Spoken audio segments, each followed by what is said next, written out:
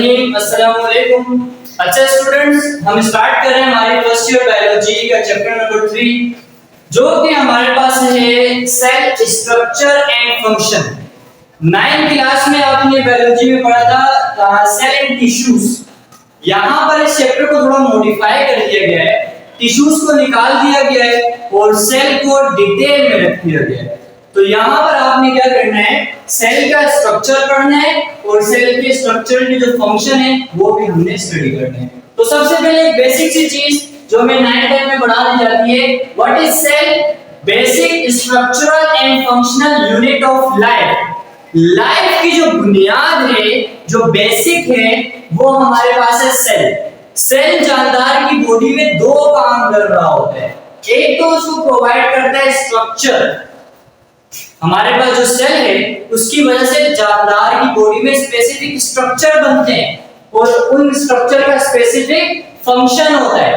First करो, हमारी जो बोन्स है, ये वाली बोन्स देखें, हमारी बोन्स की जो सेल हैं वो इस तरह से अरेंज हुए हैं कि उन्होंने हमारी बोन्स का ये वाला स्ट्रक्चर बनाया है। इसी तरह से बोन्स और जानदारों में भी पाई जाती है, वो भी सेल से मिलकर बनी हुई है, लेकिन उन्होंने अलग स्ट्रक्चर बनाया है तो उनका फंक्शन भी वहां पर अलग है। तो सेल दो मेन काम कर रहा होता है, स्ट्रक्चर प्रोवाइड करता है एंड इसका फंक्शन होता है, और इसको कहते हैं यूनिट ऑफ लाइफ। अच्छा, सेल की डेफिनेशन तो हमने देख ली। अच्छा, सेल के बारे में उस वक्त पता चलेगा जब हम सेल को अंदर से स्टडी करेंगे। जब हम सेल को अंदर से देख लेंगे तब हमें पता चलेगा कि सेल के अंदर क्या क्या होता है।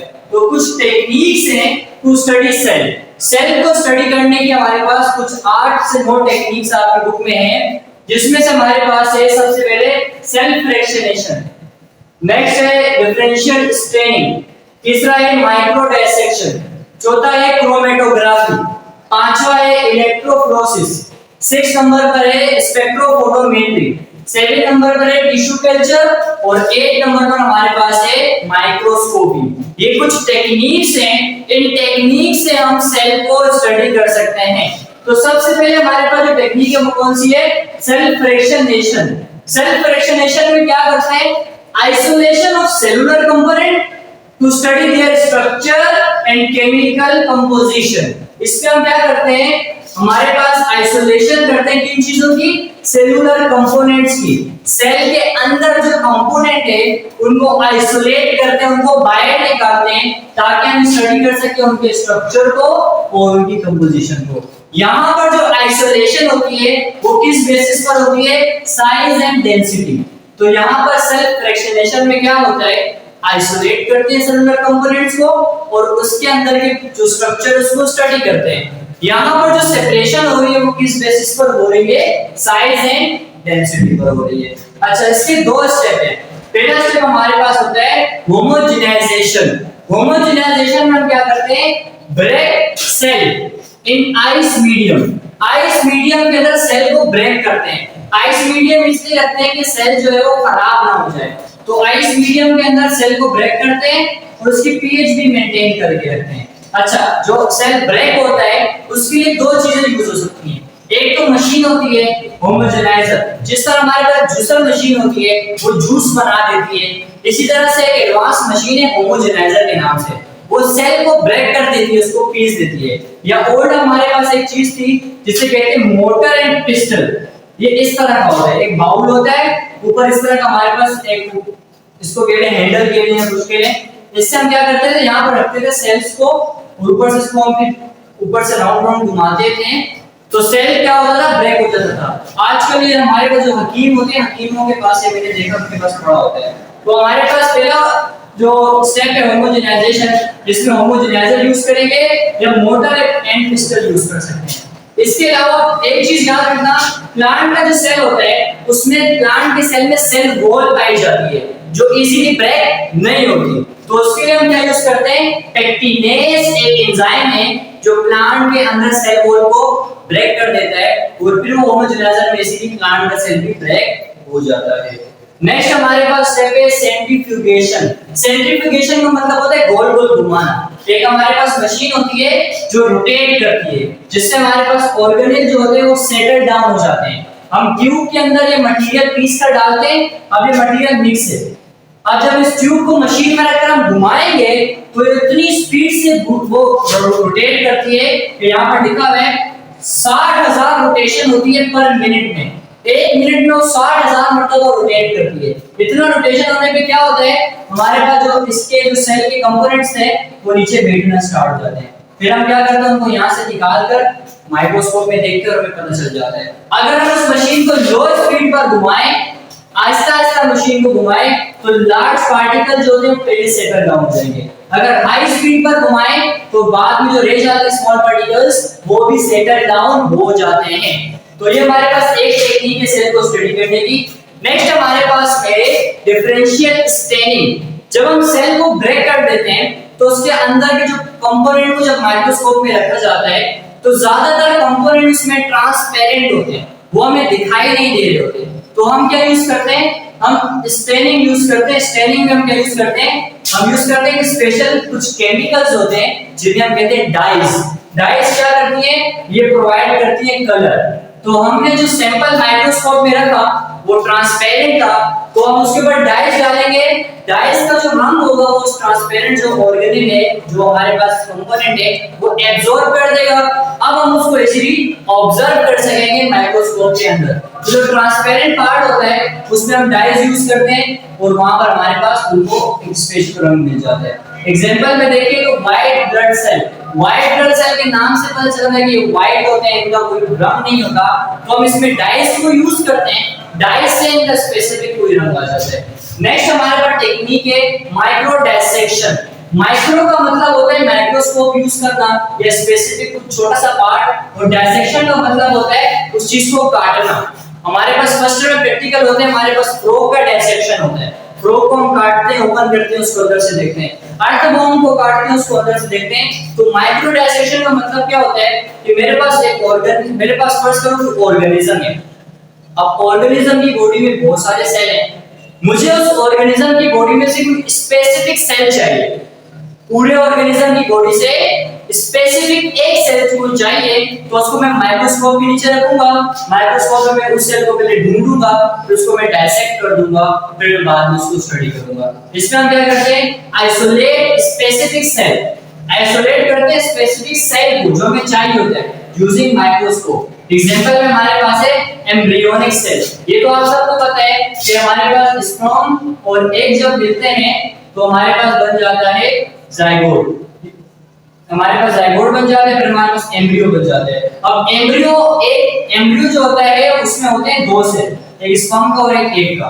अब आहिस्ता आहिस्ता एम्ब्रियो की डिवीजन होती है और सेल बनाते हैं। इस तरह से आहिस्ता आहिस्ता मुकम्मल जानदार बन जाते हैं। तो इसमें हम क्या करते हैं, हमारे पास जो एम्ब्रियो होता है उसमें हम उस वाले सेल को निकालते हैं जहां से ये स्टार्ट हुआ था, जहां पर स्पर्म और एग ने मिलकर जाइगोट बनाया था। उन सेल्स को हम निकालते हैं माइक्रो डायसेक्शन वाली टेक्निक को यूज करके। टोटल हमारे पास जो टेक्निक है वो कहलाती है क्रोमेटोग्राफी। अब जो ये वाली टेक्निक है ये एडवांस टेक्निक है और बहुत सारे फील्ड में यूज होती है। इसमें क्या करते हैं, separation of different components of mixture. First करो मैंने सेल को पीस लिया और उसका मैंने मिक्सचर बना दिया। अब सेल को जब मिक्सचर बना है तो उसके अंदर बहुत सारे कंपोनेंट होंगे, तो हम क्या करते हैं उन कंपोनेंट्स को सेपरेट करते हैं अकॉर्डिंग टू उनके साइज।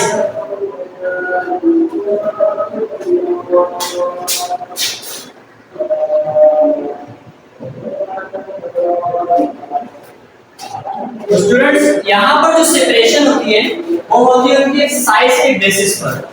अब इसके हमारे पास बहुत सारे टाइप है, जैसे हमारे पास है paper chromatography, thin layer chromatography, HPLC means high performance liquid chromatography. यहाँ पर आपको एग्जांपल देता हूँ पेपर क्रोमेटोग्राफी। पेपर क्रोमेटोग्राफी के अंदर दो फेजेस होते हैं, एक स्टेशनरी फेज होता है, दूसरा मोबाइल फेज होता है। स्टेशनरी फेज वो होते हैं जो स्टॉप होता है और मोबाइल फेज वो होते हैं जो मूव कर रहा होता है। यहाँ पर एक एग्जांपल देखो, मेरे पास एक बीकर है, बीकर में मैंने हाफ लिक्विड डाला हुआ है। ये वाला नीचे वाला लिक्विड में क्या करूंगा, मिक्सचर डाल दूंगा जिसे मैंने सेपरेट करना है। ऊपर यहाँ पे एक पीस ऑफ रखते हैं, पीस ऑफ पेपर। ये पेपर बना होता है सेलुलोज से, सेलुलोज से बना होता है। अब क्या होता है इस प्रैक्टिकल में, जैसे ही पेपर को डिप करते हैं ना इस लिक्विड के अंदर, लिक्विड जो है वो मोबाइल फेज है तो यहाँ से मूव करके लिक्विड ऊपर जा रहा है। लिक्विड जब ऊपर जा रहा होता है तो लिक्विड के अंदर जो कंपोनेंट है वो भी साथ साथ जा रहे होते हैं। तो ऐसे कंपोनेंट जिसका साइज बड़ा होता है वो ज्यादा ऊपर तक नहीं जा सकते, वो नीचे ही रुक जाते हैं। और ऐसे कंपोनेंट जिसका साइज छोटा होता है वो एंड तक जाएंगे। तो इस तरह हमें पता चल जाएगा कि सेल के स्ट्रक्चर में या सेल के जो पूरा स्ट्रक्चर के अंदर के कंपोनेंट्स कौन से वाले लार्ज साइज के, कौन से वाले स्मॉल साइज के, इससे पता चलेगा पेपर क्रोमेटोग्राफी। स्टेशनरी पेज जो रुका हुआ है अपनी जगह पे, मोबाइल पेज जो मूव करके ऊपर जा रहा है, और जो अंदर के कंपोनेंट है वो अकॉर्डिंग टू साइज रुकते जाएंगे। जो बड़े साइज का होगा वो पहले रुक जाएगा, ज्यादा ऊपर नहीं जा सकेगा ड्यू टू ग्रेविटी, तो छोटे वाला ज्यादा ऊपर तक चला जाएगा। नेक्स्ट हमारे पास है इलेक्ट्रोफोरेसिस। इलेक्ट्रोफोरेसिस में हम क्या करते हैं, सेपरेट करते हैं चार्ज मॉलिक्यूल्स। हमारे सेल के अंदर बहुत सारे ऐसे मॉलिक्यूल्स होते हैं जिन पर चार्ज होता है, जैसे कि डीएनए, आरएनए एंड प्रोटीन। ये कुछ स्पेसिफिक मॉलिक्यूल्स हैं जो चार्ज मॉलिक्यूल्स हैं। इसके लिए हम एक मशीन यूज करते हैं। मशीन में क्या होता है, ये फर्स्ट एक मशीन है इलेक्ट्रोफोरेसिस की। इस पे दो रोड लगे होते हैं, एक रोड होता है पॉजिटिव, दूसरा रोड होता है नेगेटिव। जो पॉजिटिव वाला है उसे हम कहते हैं एनोड और नेगेटिव वाले को हम कहते हैं कैथोड। ये तो पता है आप लोगों को। अब मैं क्या करूंगा, इसके अंदर मिक्सचर डाल दूंगा। अब मेरे पास मिक्सचर के अंदर ऐसे मॉलिक्यूल भी है जो पॉजिटिव है, ऐसे मॉलिक्यूल्स भी है जो नेगेटिव है। जैसे मैं मशीन को ऑन करूंगा तो पॉजिटिव वाले मॉलिक्यूल्स कहां मूव करके जाएंगे, नेगेटिव वाले के पास, और नेगेटिव वाले पॉजिटिव के पास। जैसे मशीन ऑन होगी नेगेटिव वाले जाएंगे पॉजिटिव के पास और पॉजिटिव वाले नेगेटिव के पास। इस टेक्निक से हमें क्या पता चल जाता है कि सेल के कौन से कंपोनेंट के ऊपर कौन सा वाला चार्ज है। इस टेक्निक को हम कहते हैं इलेक्ट्रोफोरेसिस। नेक्स्ट हमारे पास है स्पेक्ट्रोफोटोमेट्री। स्पेक्ट्रोफोटोमेट्री का मेथड, इसका अगर ले कांसेप्ट लें तो स्पेक्ट्रम का नाम आपने सुना होगा। स्पेक्ट्रम क्या होता है, हमारे पास एक ग्लास होता है प्रिज्म। जब इससे हम व्हाइट लाइट को पास करते हैं तो यहाँ पर ये लाइट को ब्रेक कर देते हैं इसके लाइट के कंपोनेंट्स में, इसको हम कहते हैं स्पेक्ट्रम।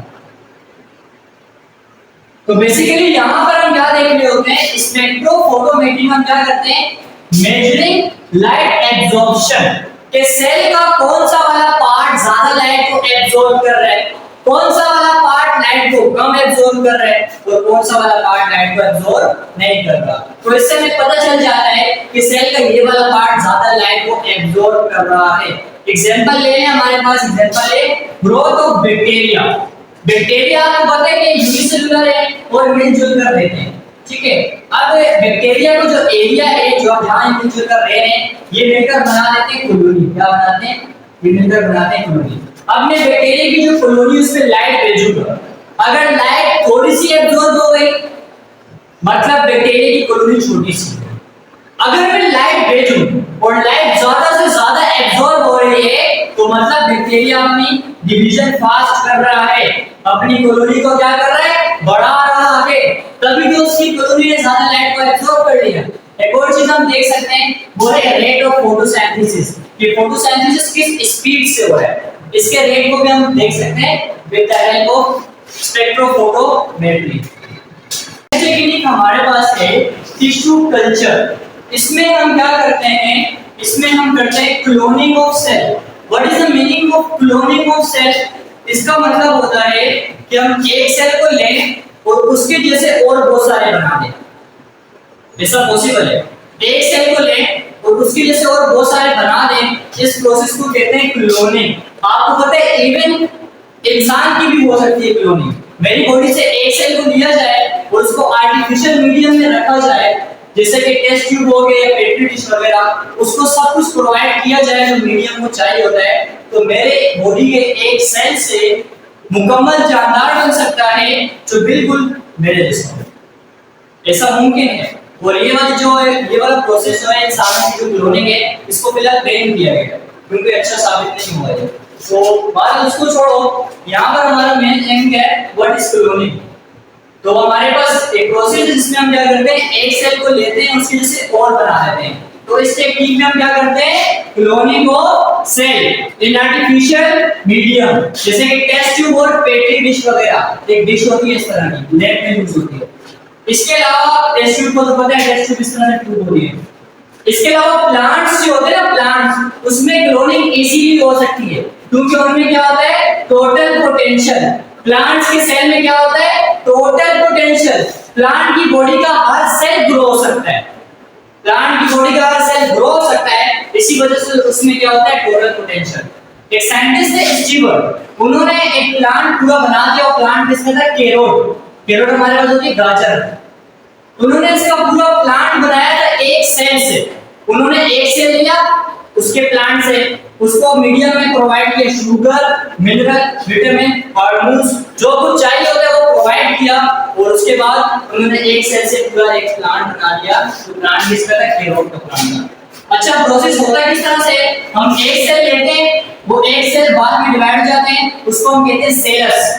ये सेलस जो होता है ये अनडिफरेंशिएटेड होता है। अनडिफरेंशिएटेड का मतलब क्या होता है, ये सिर्फ और सिर्फ सेल्स ही होते हैं, इन्होंने कोई स्पेसिफिक स्ट्रक्चर नहीं बनाया होता। अब जो सेलस है वो बाद में डिफरेंशिएट हो जाता है, इसमें रूट्स एंड शूट्स।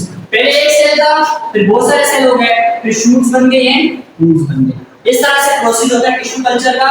इंसानों में इसको यूज किया जाता है टिश्यू ट्रांसप्लांटेशन। हमारी बॉडी का कोई टिश्यू डैमेज हो जाए तो हम अपने उससे एक सेल लेते हैं, उसकी हम कराते हैं क्लोनिंग। जब वो टिश्यू हमारे पास आर्टिफिशियल मीडियम में डिवेलप हो जाता है तो अच्छा वाला टिश्यू कट लगा देते हैं, डैमेज वाले को बाहर निकाल देते हैं। लास्ट हमारे पास टेक्निक है माइक्रोस्कोपिंग। इसमें हम क्या करते हैं, सेल एंड माइक्रो ऑर्गेनिज्म को ऑब्जर्व करते हैं यूजिंग माइक्रोस्कोप। माइक्रोस्कोप एक इंस्ट्रूमेंट है जिससे हम छोटे-छोटे पार्टिकल्स को, छोटे-छोटे ऑर्गेनिजम्स को स्टडी कर सकते हैं। माइक्रोस्कोप के अंदर तीन चीजें मोस्ट इंपॉर्टेंट होती है। एक होता है मैग्नीफिकेशन, दूसरा होता है रेजोल्यूशन, तीसरा होता है कंट्रास्ट। मैग्नीफिकेशन का मतलब होता है एनलार्जमेंट, कि वो माइक्रोस्कोप ऑब्जेक्ट को कितना इनलार्ज कर सकता है, ये कहलाती है magnification. Let's suppose light microscope जो है वो हमारी आम आंख के मुकाबले में 10,000 मल्टीप्लाई उसको लार्ज कर सकता है। कि मैं अगर अपने हाथ में बैक्टीरिया को रखकर देखूं, मुझे दिखाई नहीं दे रहा होगा, यही बैक्टीरिया माइक्रोस्कोप पे रखूं तो 10,000 मल्टीप्लाई उसको हम उसका साइज करें, इतना बड़ा हो जाएगा, इतना लार्ज हो जाएगा। नेक्स्ट होता है रेजोल्यूशन। ये भी इंपॉर्टेंट है कि अगर आप अपने पार्टिकल को लार्ज कर दो लेकिन वो साफ सुथरा दिखाई ना हो, आपको वो दिखाई ना दे रहा हो, तो फायदा तो नहीं है। तो उसको हम कहते हैं रेजोल्यूशन, जो उसको क्या कर देता है, बिल्कुल साफ सुथरा कर देता है। लाइट माइक्रोस्कोप जो है वो हमारी आंख से 500 टाइम बेटर उसको साफ कर सकती है, उसकी रेजोल्यूशन है। जबकि इलेक्ट्रॉन माइक्रोस्कोप 10,000 टाइम तक साफ कर सकती है ह्यूमन आई के मुकाबले में। तो इलेक्ट्रॉन माइक्रोस्कोप की रेजोल्यूशन अच्छी होती है। लास्ट हमारे पास है कंट्रास्ट। कंट्रास्ट का मतलब होता है डार्कनेस ऑफ बैकग्राउंड। जब किसी चीज का बैकग्राउंड डार्क कर दो तो वो चीज हमें अच्छे से दिखाई देती है। जब किसी चीज का बैकग्राउंड डार्क कर दो तो वो चीज हमें अच्छे से दिखाई देती है। जिसे मैंने इस अभी टेक्निक पढ़ी थी स्टैनिंग वाली। स्टैनिंग में हम यूज करते हैं डाइस। डाइस से क्या होता है, उसका बैकग्राउंड डार्क हो जाता है या वो पार्टिकल डार्क हो जाता है, जिससे हमें वो दिखाई दे जाता है। तो स्टूडेंट्स, आज हमने क्या किया, आज हमने चैप्टर नंबर 3 स्टार्ट किया, सेल स्ट्रक्चर एंड फंक्शन। इसमें हमने क्या पढ़ा, इसमें हमने पहले सेल की डेफिनेशन पढ़ी और हमने 8 टेक्निक्स पढ़ी जिससे हम सेल को स्टडी कर सकते हैं। जैसे कि हमारे पास थी सेल फ्रैक्शनेशन पढ़ लिया हमने, डिफरेंशियल स्टैनिंग पढ़ लिया, माइक्रो डिसेक्शन पढ़ लिया, क्रोमेटोग्राफी हमने पढ़ ली। नेक्स्ट हमारे पास इलेक्ट्रोफोरेसिस, स्पेक्ट्रोफोटोमेट्री हमने पढ़ ली। अभी हमने पढ़ी टिश्यू कल्चर और माइक्रोस्कोपी। ये टेक्निक्स हमने पढ़ ली जिससे हम सेल को स्टडी कर सकते हैं।